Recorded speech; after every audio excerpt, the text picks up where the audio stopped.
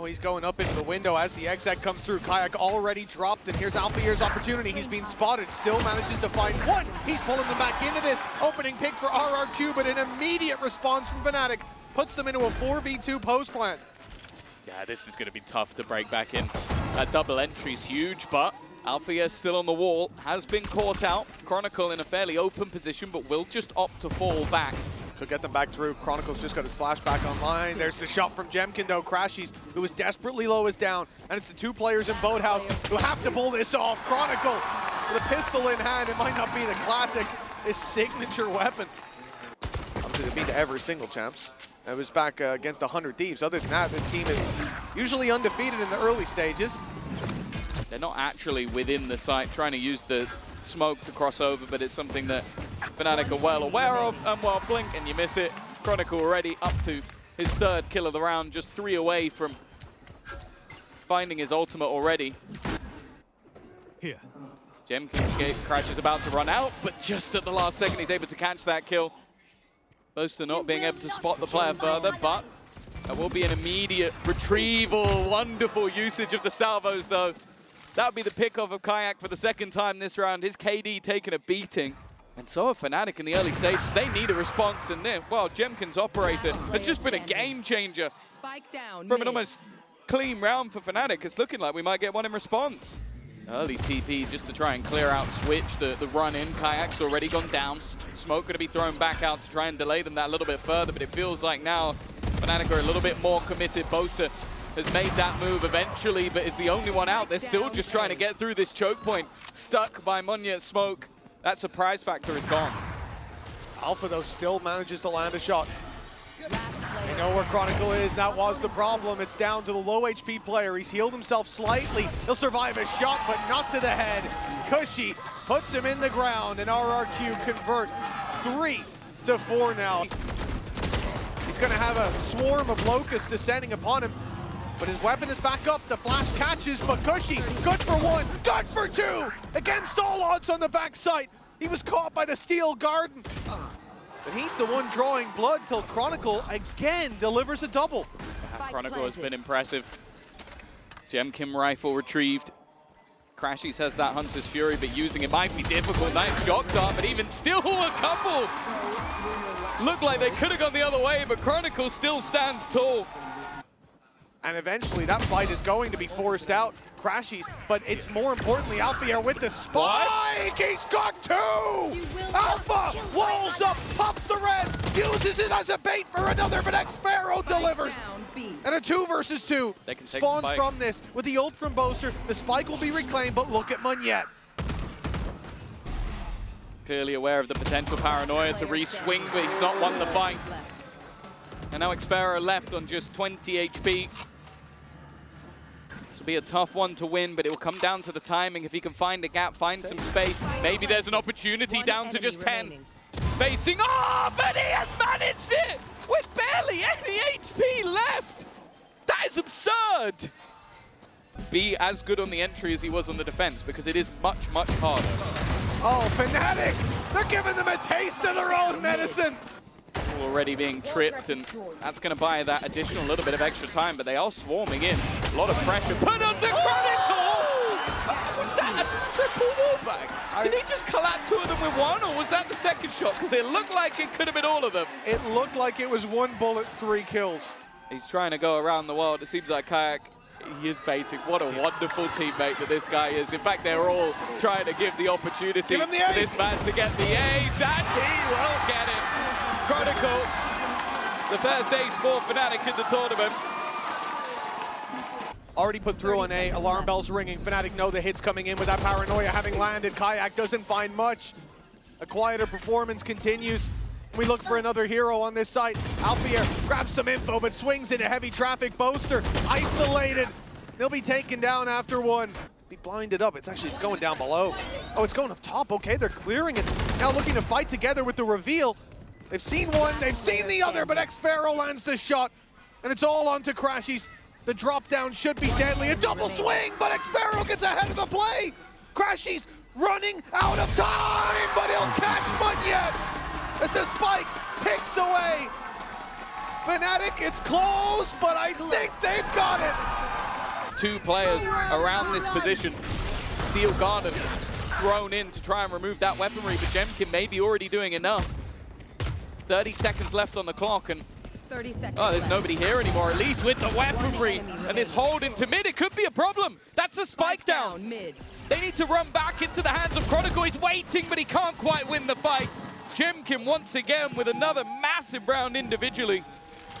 They now head back towards Kayak. Now, he's been having a rough game. They could definitely use him helping them out. And with the Hunter's Fury in combination, that creates a distraction. That's the spike on the deck. 15 seconds left. This one's looking a little bit more rushed. They need to get a move on. And Alpha and Chronicle at the back of this site. All they need to do is hold the line at least a few seconds. And in fact, they've already got the Thorns to do that job for them. Fnatic find their form. And of course, once more, into the hands of Chronicle.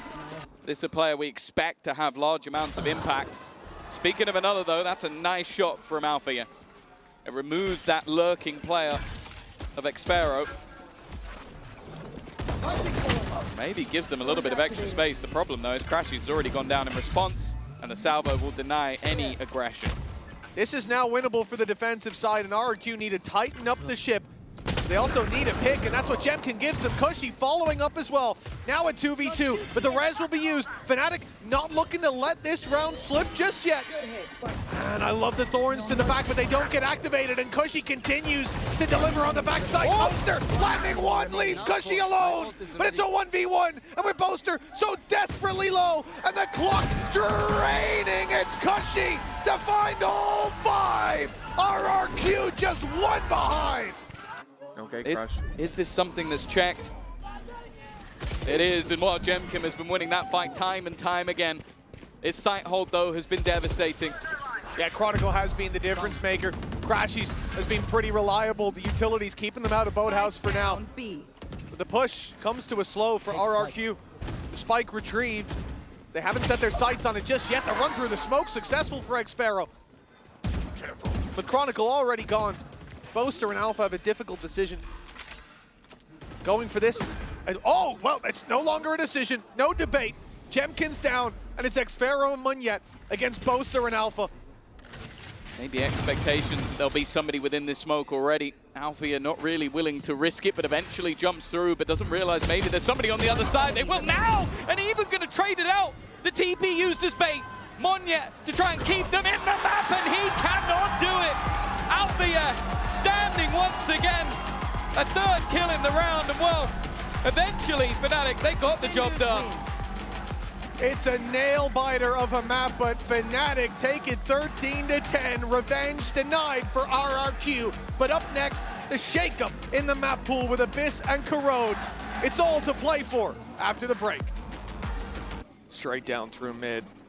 Fnatic starting out confidently. They're going to be greeted by Xfero, who's been there to punish them a couple of times on the previous map. That stun doesn't actually catch him.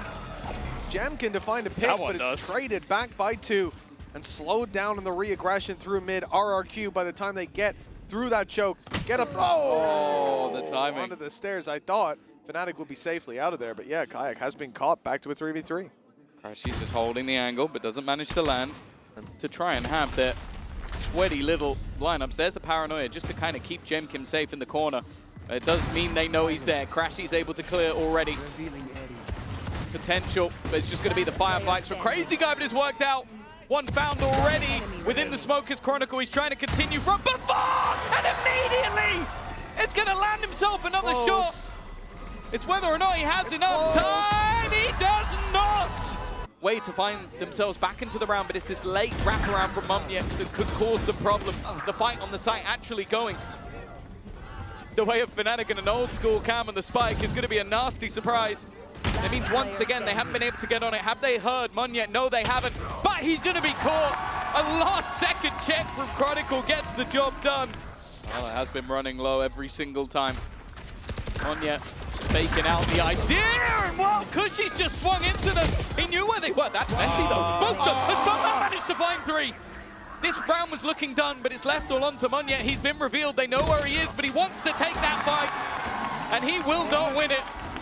There's two players quite passive on this B site, ready for the fight. Crashies slowing down the players in mid, making a bit of an accordion effect. This is leaving more isolated battles. Alpha here dies after just one though. With that utility down, they don't want to overface, they don't want to get aggressive. They are giving the time for Monyet to make potentially the play of the round. He's watching everybody. It's a little bit messy, but he'll still get the one. Not quite as much as he would have hoped for, but the rest of the players have still been just waiting patiently. Cushy again, swinging from the same angle! And this guy has been unstoppable from that spot. It's going to be the exact same round, minus the null command. They've lost one to Chronicle. That Rolling Thunder will be put through. It almost sent Monyet off the map, and instead it sent him into the waiting arms of Chronicle, but a 3v3, and again this mid-play. Alpha got the better of Xfero last time, but this time it's revenge for RRQ's Cypher.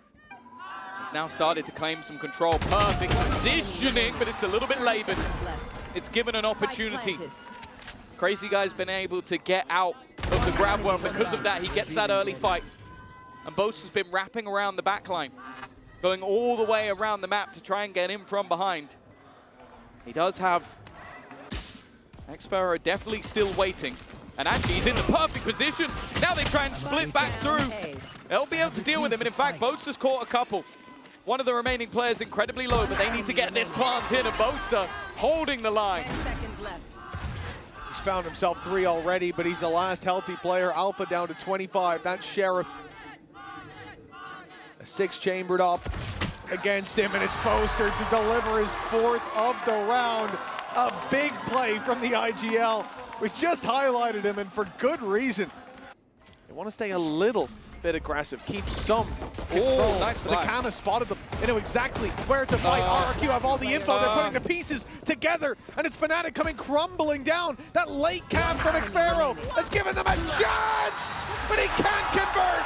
It's Boaster to save the round with the Red Bull clutch. Trying to get their way back into the game, and that's exactly what's happening in this one. A cleanup with only 2 standing, and plenty of utility denying anybody swinging that planter. For the remaining players, can they do any damage? That's not a bad start, but Alfia quick to respond. And an easy round for Fnatic. Boaster's just walking it down on his own. Well, that is a deep play. The Rolling Thunder catching it for the mid-split. But Xfero able to survive inside his cage, at least for now. Hunter's Fury not finding its mark. Pressure applied as Jenkins rotates, cut off. Boaster in there with a 3rd kill of the round. With 5 chances to do it. Kayak's deep dive. They see the cage. Oh, what a shot on a Jemkin. The first of what could be many to fall. Ult clearing right, but Xfero's still alive, but now they know it. They know exactly where he is. He's got both trips just blocking off this right-hand side. They're yet to be broken. They now will be, or at least the first one. If anybody's jumping across, Boaster could go flying off the map, but it may not even matter in the end. Only 2 standing. Make that just 1. Crazy Guy needs a crazy finish, and he will not live to tell the tale. Perfection for Fnatic on that attack side. Not a single round dropped. And well, for a map choice of RRQ, they're left with egg on their face. Fnatic off to a hot start here at Champions, and it will be RRQ in their champs debut, whose flesh serves as their kindling.